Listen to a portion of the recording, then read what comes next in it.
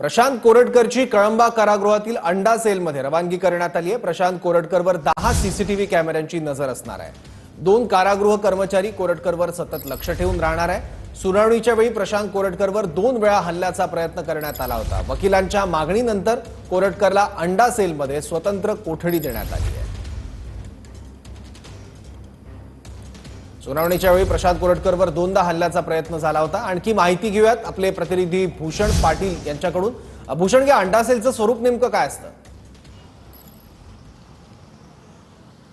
नक्कीच प्रशांत कोरटकर याला न्यायालयीन कोठडी सुनावल्यानंतर आता त्याला कोल्हापुरातील कळंबा मध्यवर्ती कारागृहामध्ये ठेवण्यात आलेला आहे आणि याच कळंबा मध्यवर्ती कारागृहात असलेल्या अंडा सेलमध्ये विशेषतः त्याला ठेवण्यात आलेला आहे। अंडा सेल हा प्रामुख्याने जर आपण बघितलं तर दहशतवादी असतील किंवा गंभीर स्वरूपाचे जे काही गुन्हेगार असतात त्यांना या सगळ्या अंडा सेलमध्ये ठेवलं जातं।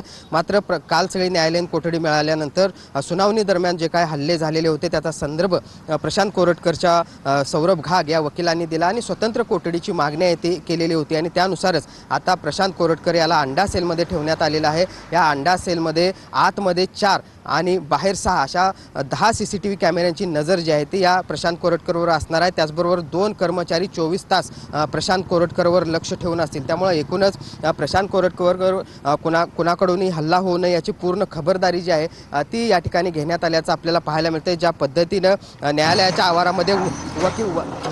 आवारामध्ये वकिलांनीच त्याच्यावर हल्ला करण्याचा प्रयत्न केलेला होता ते पाहता कारागृहात सामान्य कोठडीत त्याला ठेवलं तर कैद्यांकडून देखील त्याच्या जीवाला धोका किंवा त्याच्यावर हल्ला होण्याची शक्यता होती आणि तीच बाब लक्षात घेऊन आता प्रशांत कोरटकर याला अंडा सेलमध्ये ठेवण्यात आलेला आहे आणि त्यामुळं एक प्रकारे तो सुरक्षित असला तरी अंडा सेलचं स्वरूप जे आहे ते काहीसं भयानक असतं आणि त्याचाच सामना त्याला आता किमान 1 तारखे म्हणजे उद्यापर्यंत तरी करावा लागणार आहे। कारण उद्या त्याच्या जामीन अर्जावर सुनावणी जिल्हा सत्र न्यायालयात होणार आहे आणि तोपर्यंत त्याचा मुक्काम आता हा कोल्हापुरातील कळंबा जेलमधल्या अंडा सेलमध्येच असणार आहे असं म्हणावं लागेल। ठीक आहे भूषण, धन्यवाद या माहितीबद्दल।